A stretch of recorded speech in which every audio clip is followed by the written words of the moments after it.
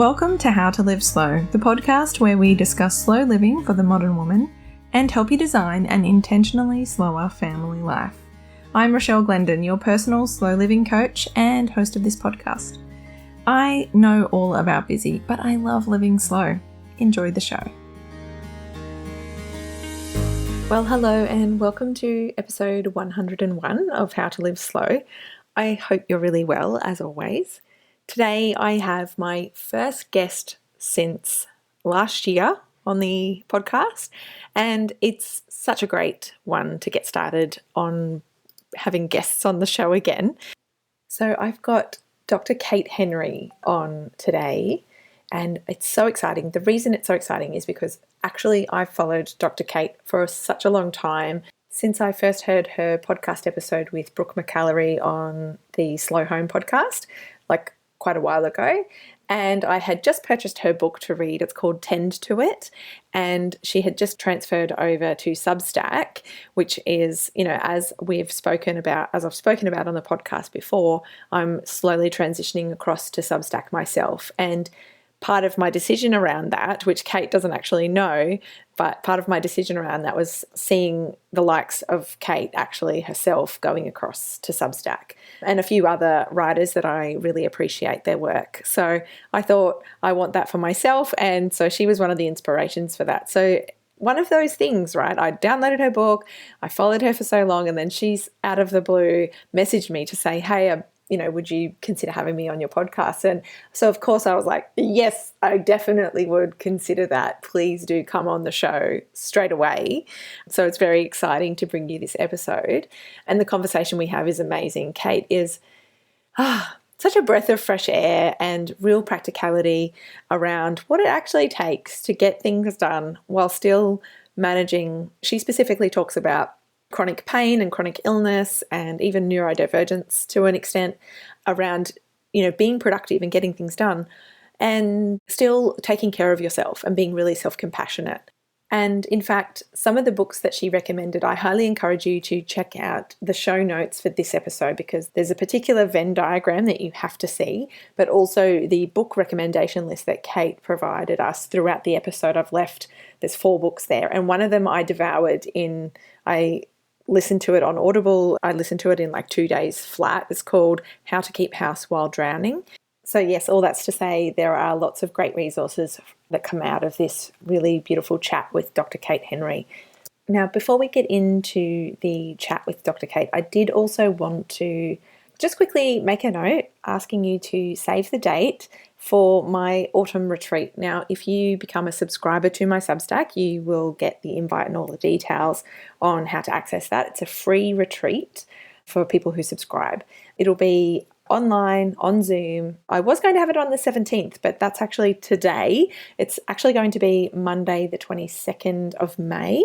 It's sort of like, it's an autumn retreat. It's called Reflect. We're going to go through a process of just reflecting on the year that's been so far, where we are in our lives, what the last 12 months has brought us, and what we've achieved, and really celebrating those things because so often we go from one thing to another without really looking back and recognizing how far we've come and, where we're at. So part of my belief around slow living is this seasonal approach to our lives. And one of those things is that reflecting time and that celebrating time. And that really slows down our experience of time and how we can move forward, in consideration of what we've achieved and where we've come and what we might need in this next phase of our life or this next year of our life or even this next week and month. So it's going to be a beautiful self-nourishing process that I take you through. It'll be about a 90-minute session and it will be at nighttime after the kids have hopefully gone to bed. So I do hope you'll come across to Substack and subscribe and join me on this free retreat. And if you're already subscribed to my newsletter, you'll get the details on that way, or you can hop over to Substack and find me over there and subscribe and you'll get all the details that way instead. So let's get on with the show and meet Dr. Kate Henry. Dr. Kate Henry with me today, a productivity researcher and all sorts of other amazing things.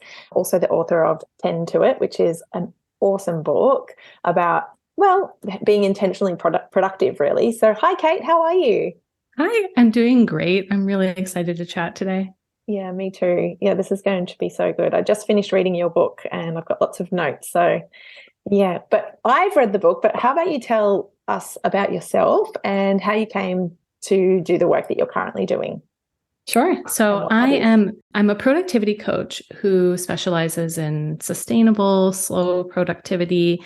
And I mainly work with people who live with chronic conditions, chronic illness, chronic fatigue, and people who are just really busy. So that might be academics who are working on a dissertation and they're also parenting or doing caretaking and they have other hobbies, and just folks who are really overwhelmed but want to be productive in a slower, more intentional way. And I got here through a background in academia. I have an MFA and a master's and a PhD. I did 10 straight years of grad school, and I know it was a lot.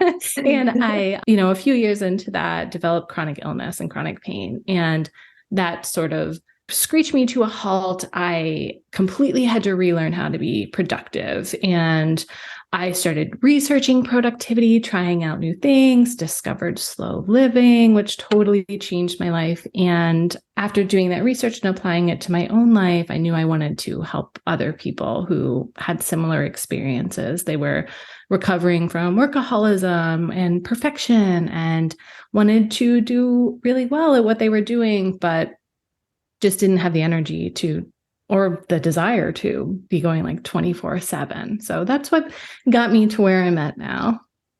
Yeah, amazing. Oh, I think it's such a needed thing. I was thinking, like, when you're listing all the things that people have on their plates, like, who doesn't anymore, like, and if you've got a certain goal that you want to achieve outside of what you need to do to survive, like income wise and everything, that just adds to it. And, oh, yeah.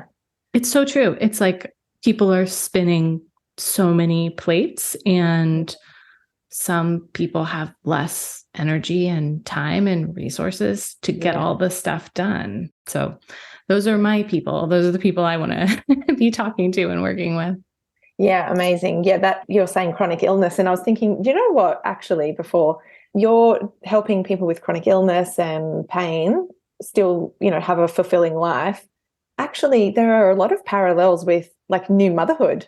Like that is just a base load of energy absorption. And we're going to skip forward, but I just want to quickly talk while we're on this little bit, because you talk about spoon theory, which I kind of have an idea what that is, but I would love, could you explain that before we get into the rest of the show, just for people to understand about this energy level thing, please? Yes, absolutely. So spoon theory is practice that some folks who live with chronic illness and chronic pain like to use to measure how much energy they have and communicate it to others. And the idea was created by a person, I think her name was Christine Miserandino. I might be getting that a little wrong, but I'm pretty sure it's close to that. And so she was out to dinner with a friend and held up a bunch of spoons and was like, I only have a certain amount of spoons, a certain number of units of energy per day. And if I'm having a flare, something like a shower might take 5 spoons, and I'm left with just a couple, and I have to decide how I want to spend them. And the idea here is that your spoons change day to day. Some days you have a lot of energy and you can get a lot done, but another day you really might not have much energy or personal resources, and you have to be very intentional around what you spend those on. And if you're, for example, a parent, right, all of your spoons might go towards caring for your children. So like, how do you then navigate the other things you have to do if you have really limited energy? Yeah, I love that way of thinking about it, because I can imagine on those days when you've got really low energy. Well, I know for me, like on the days when I just don't have the ability to do other things because the kids are sick or whatever, like you can feel frustrated. But when you can just look at it like, this is only one day and tomorrow or next week, I might be feeling better or I might have more capacity. Yeah, totally. And it's helpful for communicating. Like my spouse and I'm able to communicate and say, I'm having a flare. I'm really tired. I only have like 2 spoons left and I need to take a shower and get ready for bed. And so like that is a good way for me to communicate my needs around that. And so spoon theory is really cool if you do live with a chronic condition and you want to communicate that to other people. But if you have a partner or friend or employee or kid or someone else in your life who is chronically ill, that might be a good way for you to communicate with them about it, so that it can be a really helpful tool. And some people really like it. I do use it. I do like it. Other people who are chronically ill don't choose to use it. So I don't know. It's worth checking out if it feels helpful. Yeah, absolutely. Yeah, like anything, it's a tool that might be suitable, and not to like fit yourself into, I have to do it this way, but yeah. Oh, that's good. Okay, so on that then, when you have limited capacity, how do you get stuff done? What's your method? So my method, it really comes down to thinking about personal resources. And a lot of productivity researchers think of time, energy, focus as your resources. I am particularly interested in supporting folks who live with chronic conditions. So I'm also thinking about mental health. I'm thinking about physical comfort. So when you are planning your day, when you are planning a productivity session or how you want to spend your day, thinking preemptively around what personal resources will need to go to particular tasks and sort of planning and shifting around that. That's one sort of like a overarching way to talk about it, I guess, is just beginning to notice that certain tasks take certain resources. And perhaps if you have control over your schedule, what might you want to not schedule on the same day? Like, for example, I don't schedule meetings after I have therapy. So that's one thing to begin to think about, different types of resources and how you are spending them if you have agency over that. Yeah, that's so beautiful. That's just got such care, self-care. Like it's not bubble baths. It's actually like, what do I need? Like, how can I manage I love that. Yeah, amazing. So I was going to talk about the Venn diagram, 4 Venn diagrams, but actually, because we're talking about this self-kindness, and I love your term and then your use of the word tend. So your book, Tend to It, your blog is The Tending Year. Oh, can we talk about that a little bit? Because I just think I think that's what drew me to you so many years ago, is the idea of tending to yourself. Yeah, I would love to talk about that. So this concept of tending, I came up with this in like the end of 2017 when I was on my own journey of learning how to live with my chronic health issues, and had the inkling that I wanted to go into this productivity coaching and supporting folks. So I said to myself, if you can spend a year blogging at the tending year, blogging each week, then you can give yourself permission to not pursue the tenure track, the thing you've been trying to do for over a decade, and you can pursue like helping other people tend. So I approached tending as like a dual meaning. One is literally tending, caring, nurturing, like you would tend to like plants or seedlings or something. And then the other meaning is what we tend to do. So what are our habits? If they're like maybe even like subconsciously, we have these habits that we're doing. And so tending for me is this dual practice of taking care of, nurturing yourself and being cognizant of what you tend to do, what your practices are, if you want to change them, or reflecting and noticing that you have certain habits or like proclivities. Yeah, so interesting. Yeah, because those things could be beneficial and those things could be actually not helping you move forward, right? So I tended to be a workaholic who attributed my worth to my productivity, and I tended to give myself a hard time and overwork and like all of these things that were like that kind of what I tended to do was not tending to myself at all. It was like totally unsustainable and not kind. Yeah. Yeah. Okay. So same. I understand. Like, I think that's just how we tend to be trained, right? Like, I love the use of that word. That's so good. that's just how we're raised, like the carrot and stick analogy of like we just force ourselves to do more and be more and aim for more. And that just, yeah, that workaholism, which I know in the States is even more prevalent. Like, you know, we have 4 weeks annual leave as a standard thing for most full-time workers. And we're like 4 weeks isn't that much. Like, but then we're all thinking like, oh, in America, you only get 2 if you're lucky. Like, and do people actually take it? And yeah, it's wild and problematic. Yes. And, you know, and like, I'm thinking too, like my experience in academia, like specifically there, it's like the norm and the expectation is that you're always doing more. And that's how you show that you're dedicated to your craft and dedicated to what you're doing. And that's just not accessible. No. And it's like this identity of like, you have to totally embody the identity of being that thing that you do, which I think is like such a cultural thing as well. Like in all the movies and books and things, like that's who you are, not like anything else. The less of anything else you are, the better. Yeah, it's totally, I feel that absolutely. Like I felt that as a researcher, as a student, when I decided that I wasn't going to apply for tenure track positions, it was like such a relief. And I saw my colleagues in grad school who were just working nonstop. They were all competing for the same few jobs, and just like the burnout and the mental toll and the exhaustion of that was so great. So I was very grateful to not feel that. Although I'm like, I have lots of friends who are applying for academic jobs and I clients, and like, that's great. Like do that if you want to do that. But like it was really a relief for me not to do that and to not participate in that. Yes, I understand that. And I can see how that you could also like, well, I know for me, like working in like a corporate environment, and I just was like, I can't do this if I'm going to also be a mother. Like, how do people do it? Because I can't. There's no way that I can fit myself into that mold. Yeah.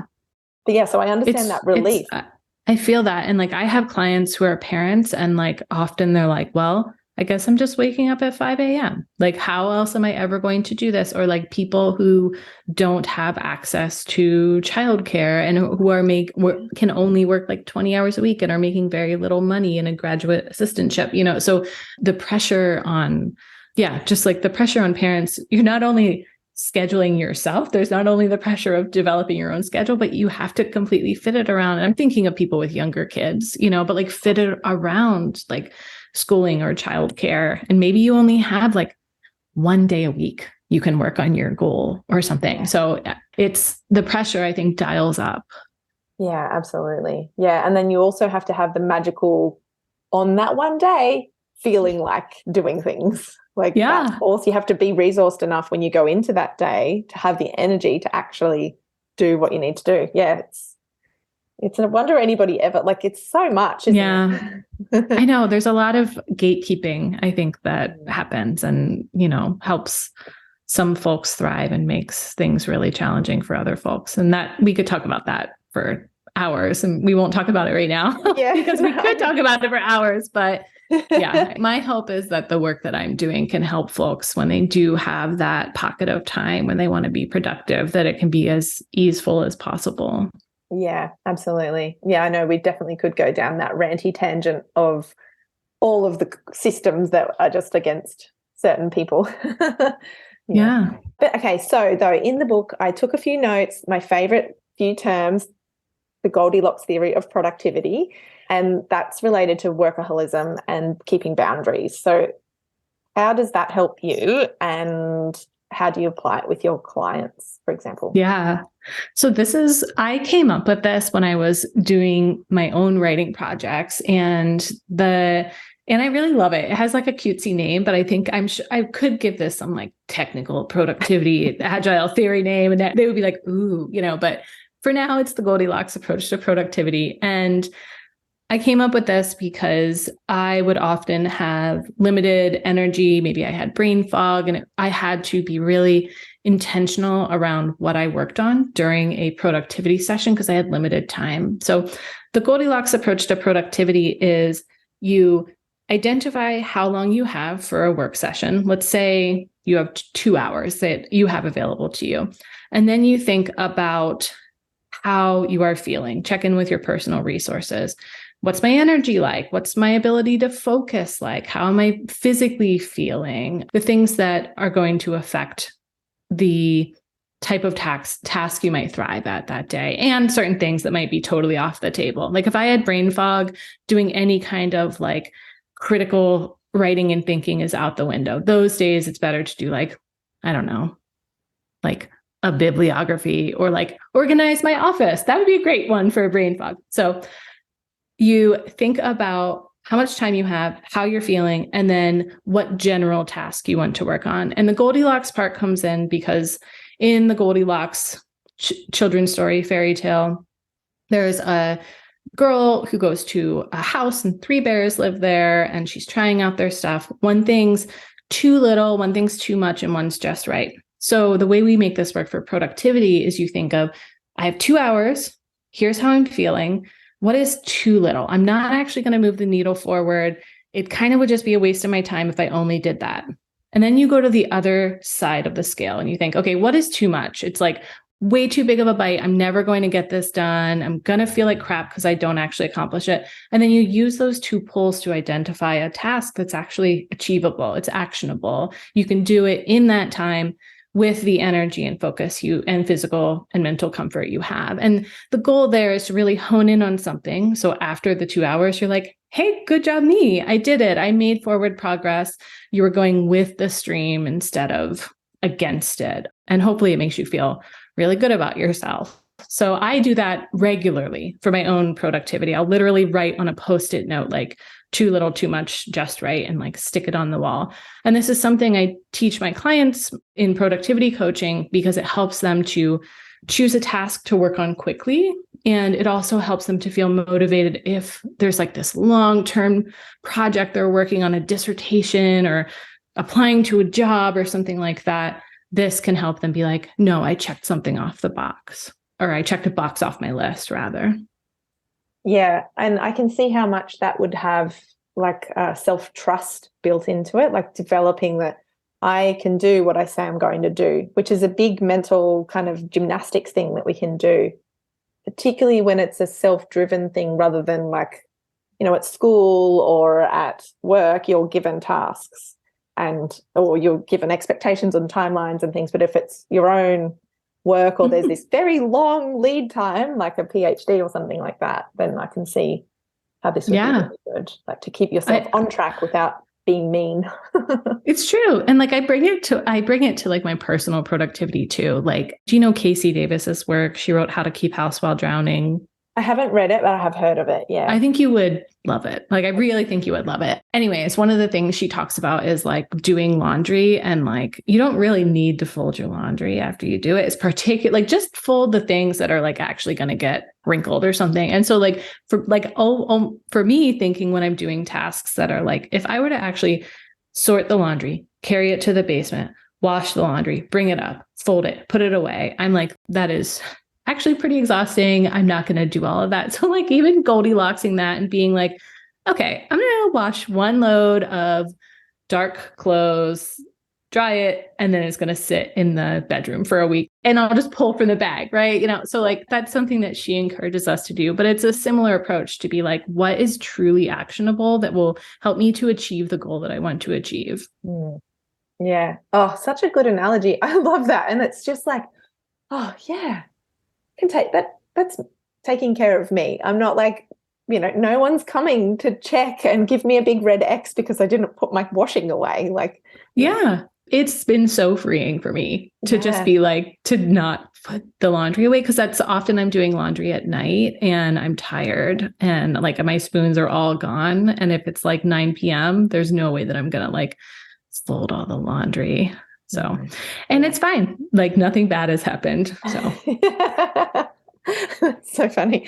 But what about the tasks that you call them aversive tasks, which are kind of tangent to not putting the laundry away, but they're things that do have to happen? Yeah. And they keep popping up, but we just don't do them. Or can you explain what you mean by aversive tasks? I think I know, sure. but Yeah. Yeah. So an aversive task is a task we're averse to. We don't want to do it. And productivity researchers, there's someone named Timothy Pitchell, who's a procrastination researcher, and he talks about the different reasons why we're averse, why tasks are aversive. So to summarize, they might be boring or they might not have an intrinsic reward for us. So doing them, we don't really see a connection to our future goals. It's boring. We're not interested. So those are the things we're more likely to procrastinate on. Another reason tasks are aversive is that we're confused about them. It's not clear what the expectations are. We don't know what to do to actually do a good job at them. And that's also a reason why we avoid doing them, because we really don't know what to do to complete them. For example, like doing my taxes. Before I had an accountant doing my taxes, I was so that was a huge aversive task because it freaked me out. I didn't know what to do. And learning that had to come first, right? To be able to do the thing. Yeah. So some of the ways that we can deal with aversive tasks are to make them more palatable to us. So for example, if it's something that's boring or uninteresting, we might find a way to jazz it up a little bit. Maybe we pair it with something that's interesting, like listening to music or a podcast or having a fancy drink. And we also might just gain clarity about those things that we're feeling confused or unsure about. So if you find that you keep moving something from your planner from Monday and you reschedule to Tuesday, you reschedule to Wednesday, perhaps then on Thursday, schedule in spend a half hour researching this, or call a friend who has done it before, or, whatever certain thing that could be the first step in creating clarity or a next step for yourself. But yeah, these aversive tasks, you can tell that something's aversive because you continue to procrastinate on it and not accomplish it. Yeah. Yeah. Which is different to the tasks that will be good for you and that you want to do, but you're avoiding, as in writing, for example. Yeah. Yeah. Those things, those kinds of aversive tasks that you're okay, I know it's the taking my vitamin, quote unquote, if someone's working on a particular task that they're I know I got to get it done. I know it's good for me. Other things that can be helpful for some folks are scheduling body doubling or co-working with someone. And I often, when I'm doing laundry, call my mom. So I'm we'll catch up with my mom while I'm finally folding and putting away the laundry a week later, Yeah. or, I have some folks who I do co-working with, and we save the tasks that are doing the taxes, building the websites, responding to the emails, those things for a time when we're with other people. So we can have the accountability and also be hey, good job, buddy. You did it. You finally sent that letter to the IRS or whatever. So there's some ways to make certain tasks a little bit more palatable. One more thing with that is I find if folks are also continually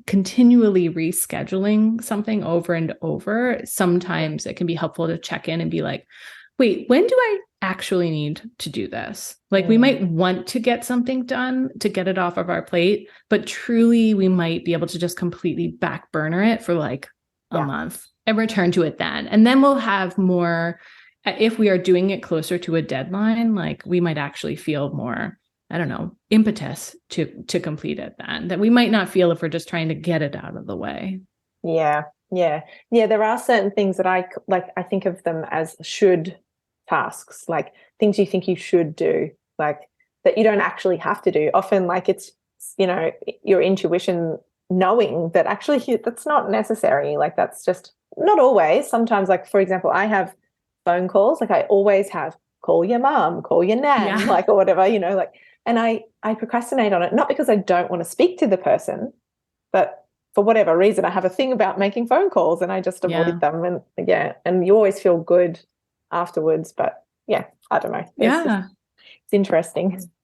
I hear you. I often just thinking about phone calls, I often I will schedule phone dates with my friends and be okay, let's talk next Sunday at 2:00. And I have this one friend, a really dear best friend, and she'll just call me out of the blue. And I'm always like, oh, is everything okay? And she's like, what are you doing? Just wanting to call and chat. And I'm like, this is what we used to do like 20 years ago, Yeah. but it's always such a pleasant surprise to get like a surprise phone call from a friend about just like chatting about your day. So that's just kind of a non sequitur, but it is, it's It is related. Yeah, it's such an old thing to have done. Like I remember having the phone plans where, you're on your mobile. It was like if you call long distance after 8 p.m., it's like free for 20 minutes or whatever. Yeah. And so I used to do that because I was like, I have to get my value out of my phone plan, but that's just not a thing anymore, which I don't know, maybe that's a cultural change. I'm not sure, but yeah.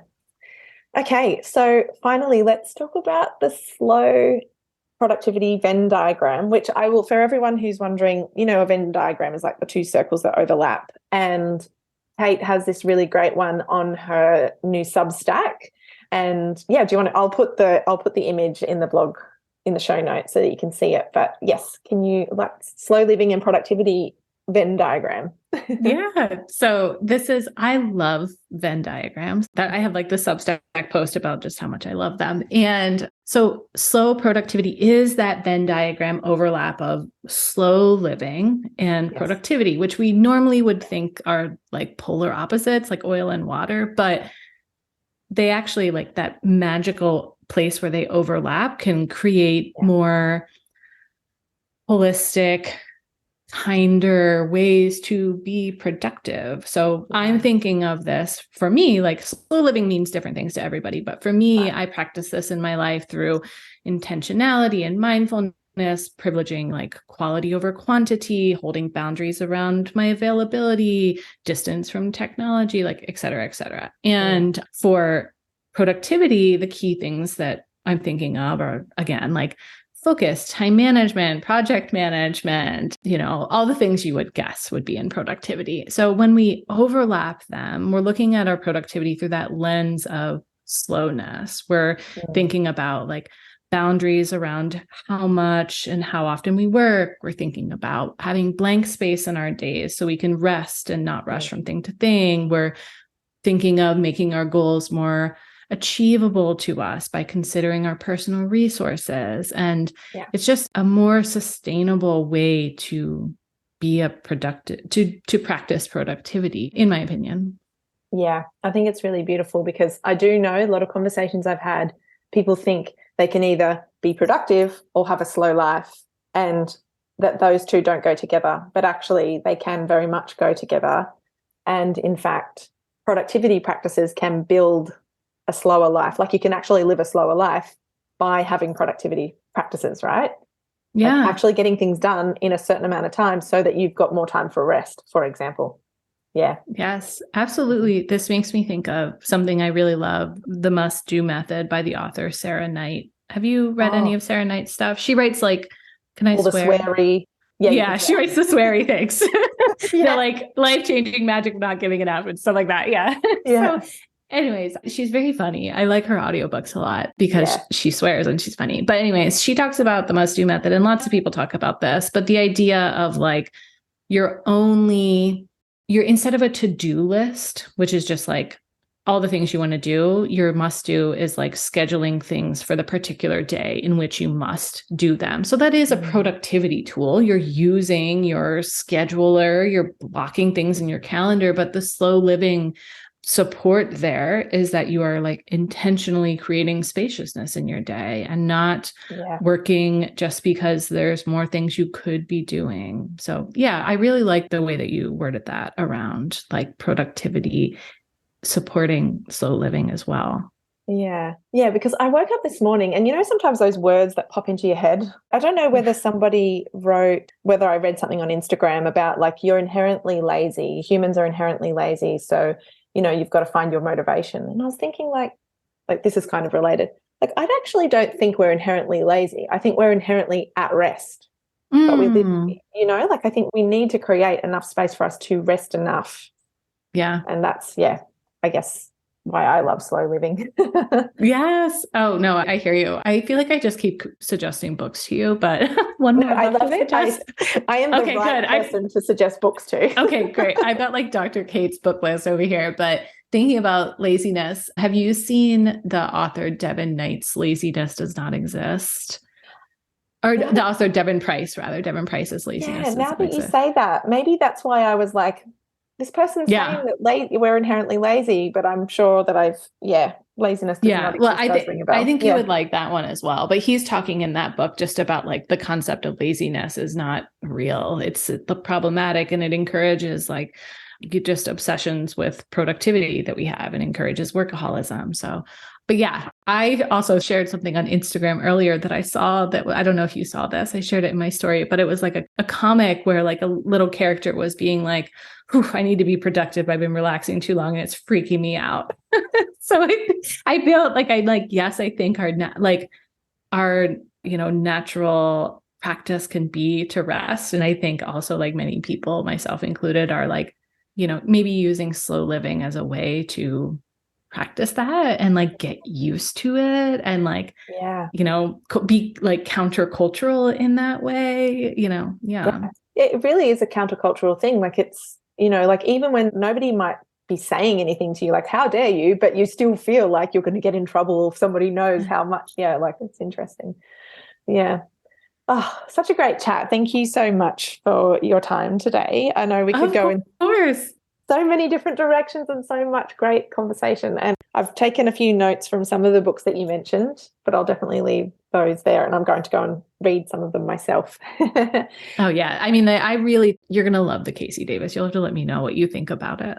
Yeah, the one about how to keep The house. how to keep house while drowning. I Yeah. love Like, the name and of that. she's specifically thinking too, and like she is on social media and stuff as well, but she's thinking about like being a parent, being a mother, like how to like literally how to keep house while drowning, like how to like tend to making sure that things are functional in your home space, like making sure that function is there first, and then you can go for like the extra bells and whistles and stuff. So she's reading her book helped me to like release some shame around that I have around like not having like the perfect domestic space or something like that because I just don't have the energy. And so it was really cool to have someone be like, no, you don't, this is fine. Like functional is great. Go for that. Yeah, I think that would be a great one.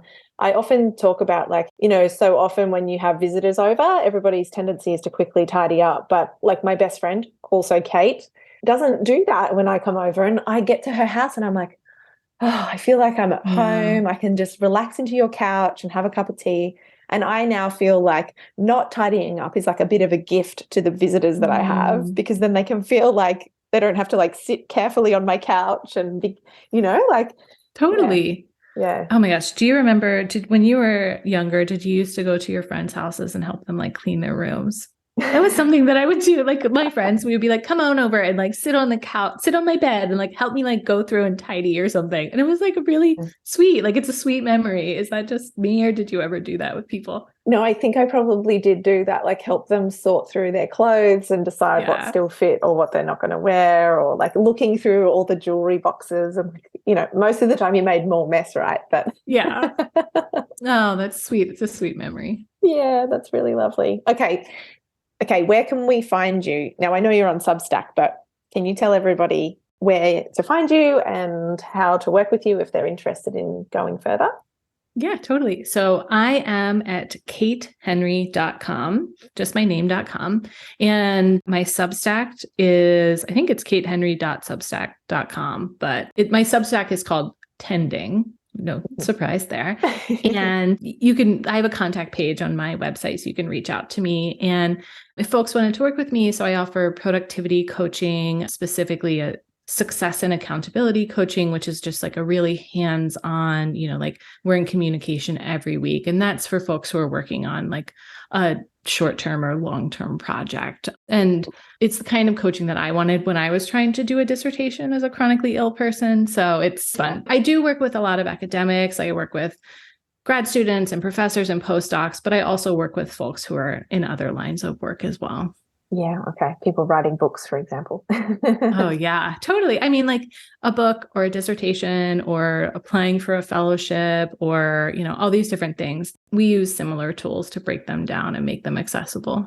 Amazing. Thank you so much for your time. I really appreciate it. Of course. This was so lovely. Thank you.